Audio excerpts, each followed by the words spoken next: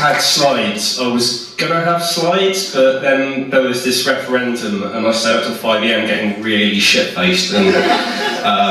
But I thought I needed something of some kind of visual interest, and I remembered I had a thing. Hang on, I'll find it. I've broken the strap of that. That's my thing of visual interest. I can't put it on, I was going to put it on my head, but I can't do that now. Anyway, I am an expert in Nicolas Cage, but more than that, I am the world's foremost expert biographies of Nicolas Cage. There are 3 biographies of Nicolas Cage, and I own all of them. The first biography of Nicolas Cage to be published, it's called Uncaged, and it's done a pun there. It's published in 1997. It originally cost £9.99, which is quite a lot in 1997. I paid 49p for it on Amazon. It has 176 pages. Someone on Amazon gave it this review. I like it, there's a lot of information about him. I feel I know him for a long time. That's a 5-star review.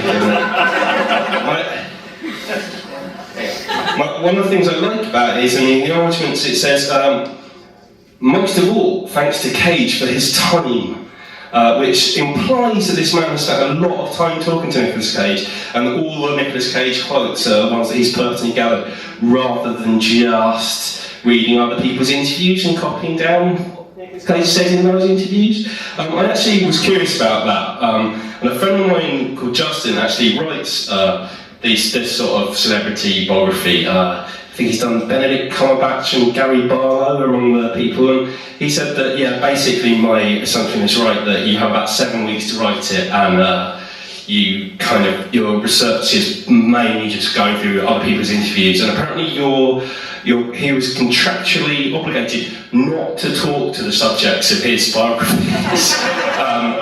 I should have asked him why that was, but unfortunately I had this conversation with him via Twitter at 4 AM this morning when I was really drunk, so I didn't do that. But yeah, I was a bit suspicious of this, thanks to Nicolas Cage for his time. But I did find a photograph of Douglas Thompson on set with Nicolas Cage. I was not the author of this book, which I would show you, but as I said, I didn't make a slideshow. There's another man in the photo, which, I mean, it's a shame you can't see it, but he's holding a red plastic thing, and I don't know what it is. So why not look for that photo on the internet and see if you can find out. The other thing I do like about it is quite respectfully when he does quote Nicolas Cage, he refers to him as Cage. He doesn't get friendly. He says Cage tells of the time he and Carrie were driving from Los Angeles to. That's it. Unlike the second biography of Nicolas Cage, obviously a year later, Nicolas Cage, Hollywood's Wild Talent. On the back it says, this is the first in-depth biography of Nicolas Cage. It's a bit like a fuck you to Douglas Thompson.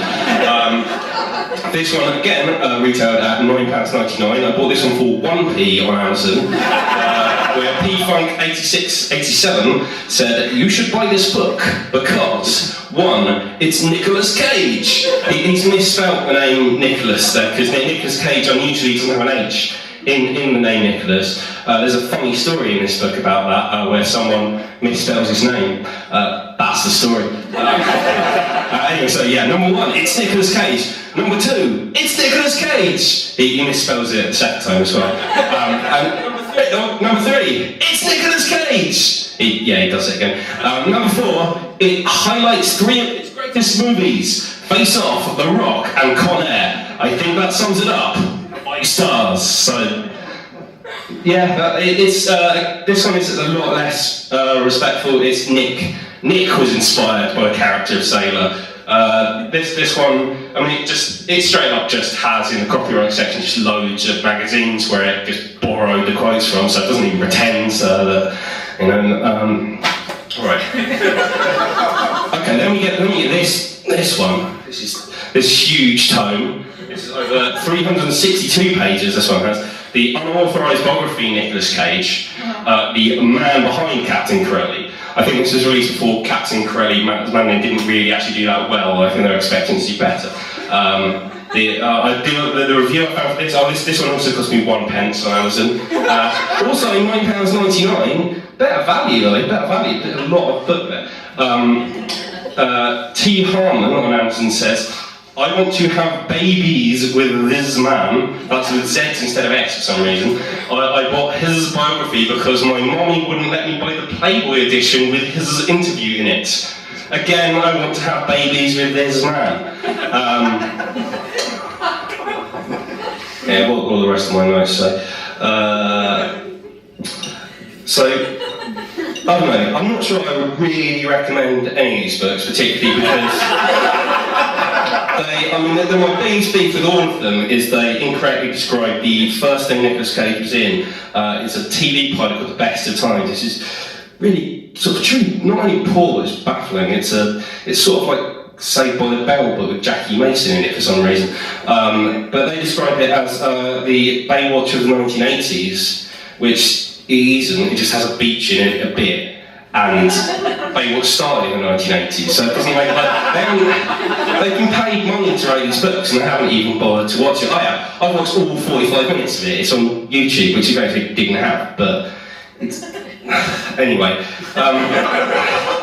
So just on that basis that Douglas Thompson did at least meet Nicolas Cage, and there's photographic evidence that if I was going to recommend any of them, I'd recommend this. I've thought about maybe writing my own biography of Nicolas Cage, but I asked someone in the publishing industry about that, and they said it probably wasn't commercially viable. I'm able to go to my Kickstarter page that I don't have that anyway. But that's just been me just rambling about some shit Nicolas, so all for 50p, so that's that.